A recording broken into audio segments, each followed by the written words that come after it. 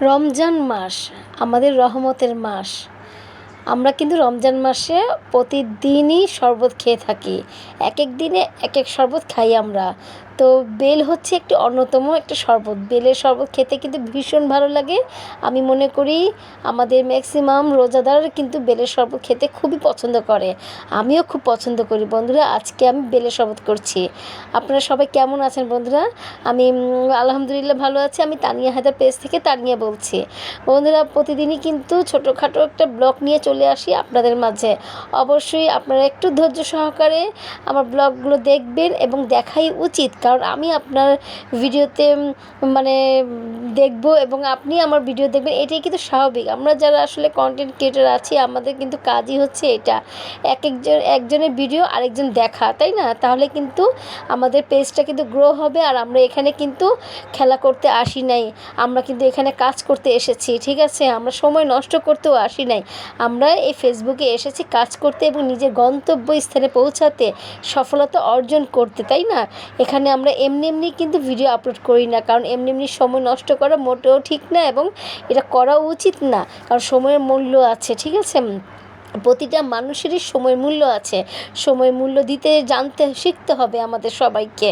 তো এই কারণে আমরা শুধু যে ভিডিও দেখেই যাব সেটা করলে চলবে না। ভিডিও দেখে আমরা একটা গঠনমূলক কমেন্ট করব এবং লাভ রেট দিব, কয়েকজনকে রিয়াকশন দিব, তারপরে আমরা সেখান থেকে আমরা বের হয়ে আসব।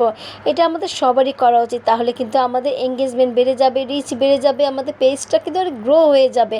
আমরা কিন্তু মানে যে আমাদের যে গন্তব্যস্থানটা আছে সেই স্থানে পৌঁছাতে আমাদের কেউ বাধা দিতে পারবে না, ঠিক আছে? তো যাই হোক বন্ধুরা, অনেক কথা বলে ফেললাম। এখন দেখুন আমার এই ভিডিওটা দেখুন বন্ধুরা, যে আমি বেলের শরবত কীভাবে ঝটপট করে বেলের শরবত করছি। ইফতারের কিছুক্ষণ আগে কিন্তু আমি বেলের শরবতটা করছি।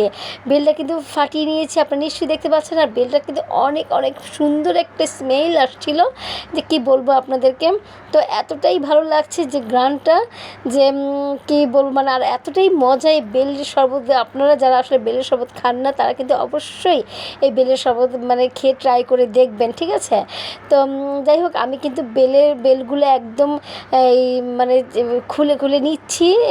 একদমই মানে বেলের যে একটা আটি আছে, সেই আটি থেকে কিন্তু আমি একদম কাচিয়ে কাচিয়ে, দেখছেন বন্ধুরা আমি কীভাবে নিয়েছি, কত কিপটা করছি আমি। আসলে অনেকে বলবেন যে আপু আপনি আপনার কিপটা এত মানে কাচি কাচি নিচ্ছেন যে কিছুই তো নেই। আসলে তাই করা উচিত, তাই না?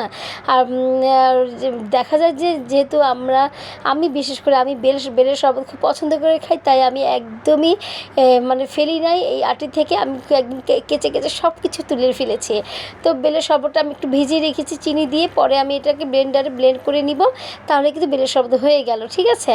তো এখন আমি করছি আলুর চপ ভাজছি। যেহেতু আমরা বাঙালি, তাই না? আমরা যত বলি না কেন যে আমরা ভাজা পোড়া খাবো না, ভাজা পোড়া খাওয়া ঠিক না, তারপরেও কিন্তু আমাদের মাঝে মধ্যে একটু মনই চায় যে একটু ভাজা পোড়া খেতে।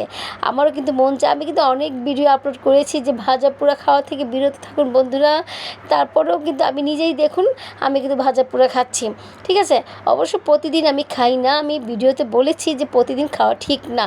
মাঝে মধ্যে যখন মন চাবে তখন কিন্তু অবশ্যই আমরা ভাজা পোড়া খেতেই পারি, কারণ আমরা যে বাঙালিরা কিন্তু ভাজা পোড়ার প্রতি অনেক অনেক লোভ তাদের প্রতি, ঠিক আছে? তো যাই হোক, দেখুন বন্ধুরা আমি আলু চপটা ভেজে নিচ্ছি, বেসনের মধ্যে দিয়ে ডুবিয়ে ডুবিয়ে তেলে খুব সুন্দর করে ভেজে নিচ্ছি। নিশ্চয়ই দেখতে পাচ্ছেন আপনারা সবাই। আর এই আলু চপ মানে ভিতরে আমি কি দিয়েছি জানেন? এখানে কিন্তু মানে খুব সহজভাবে একদম পুদিনা পাতা পুদিনা পাতা, ধনে পাতা, পেঁয়াজ, কাঁচামরিচ, ঠিক আছে? এগুলো সব একত্রে, লবণ, এগুলো সব একত্রে মেখে আমি এটাকে একটু চ্যাপটা চ্যাপটা করে নিয়েছি। তারপরে কিন্তু আমি বেসনে ভেজে নিচ্ছি। ইচ্ছা করলে আপনারা একটু লবণ মানে লেবু দিতে পারেন, ঠিক আছে? আর লেবু যে দাম, এখন আসলে লেবুকে লেবু বলা যাবে না, লেবুকে আসলে লেবু ফল বলতে হবে। লেবু কিন্তু এখন ফলে পরিণত হয়ে গিয়েছে, ঠিক আছে? আপনাদের এলাকায় লেবু কত টাকা হালি, প্লিজ একটু কমেন্টস করে জানাবেন, ঠিক আছে? আমাদের এখানে তো প্রায় 80 থেকে 100 টাকা হালি, ঠিক আছে? তারপরেও কিন্তু মাঝে মধ্যে আমাদের লেবু আনতেই হয়, কারণ লেবু আমাদের খেতেই হয়। আর আমার বাচ্চারা লেবু ছাড়া একদমই চলে না তাদের। তারপরেও মাঝে মধ্যে তাদেরকে আমি লেবু এনে এবং খাওয়াই। তো যাই হোক, এই আলু চপের মধ্যে কিন্তু একটু অল্প পরিমাণ লেবু দিলে কিন্তু খুবই মজা হয়ে যায়, ঠিক আছে। এখন আসুন পেঁয়াজু। আমি এখন পেঁয়াজু ভাজবো। আলু চপ ভাজা শেষ, এখন পেঁয়াজু ভাজবো। মানে পেঁয়াজের ডালটা আমি কিন্তু আগে থেকে বেটে রেখেছিলাম, এখানেও ওই সেম টু সেম জিনিস দিতে হবে। ধনে পাতা, পুদিনা পাতা, কাঁচামরিচ, পেঁয়াজ আর হলুদ, এগুলো একসাথে মিশিয়ে সুন্দর করে কষলিয়ে আপনি মাখিয়ে নেবেন। মেখে এই ডুবো তেলের মধ্যে ভেজে নেবেন, তাহলে দেখবেন হয়ে যাবে মুচমুচে একদম। মানে পেঁয়াজু, এখানে আলু চপটাও কিন্তু খুবই মুচমুচে হয়েছে এবং পেঁয়াজুটাও কিন্তু খুবই মুচমুচে হয়েছে।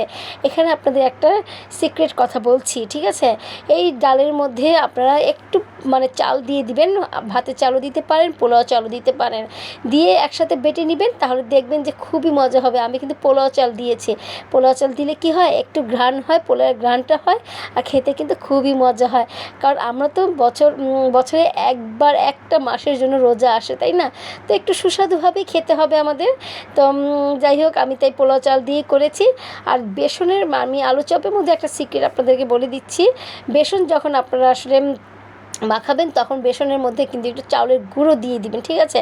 চাউলের গুঁড়ো দিলে কি হয়, এটা একটু খুবই সুন্দর মোচমুচে একদম মানে ভাবটা আসে, আর খেতে কিন্তু খুবই সুস্বাদু হয়, ঠিক আছে। এগুলো যদি আপনারা না দিয়ে থাকেন, তাহলে অবশ্যই বন্ধুরা আপনারা দিয়ে দেখবেন যে আপনাদের পেঁয়াজু আলু চপ কত সুন্দর হয়েছে, একদম খেতে যে কত সুস্বাদু। আপনার পরিবারের সবাই খুবই পঞ্চমুখ হয়ে থাকবে। এগুলো আসলে সিক্রেট বললাম, ঠিক আছে। আপনি কিন্তু একদম আবার সবার সামনে বলতে যাবেন না, ঠিক আছে, যে আমি এটা দিয়েছি সেটা দিয়েছি। এটা আপনি নিজের মনের মধ্যে রেখে দিবেন এবং চুপ করে মানে এগুলো দিয়ে দিবেন।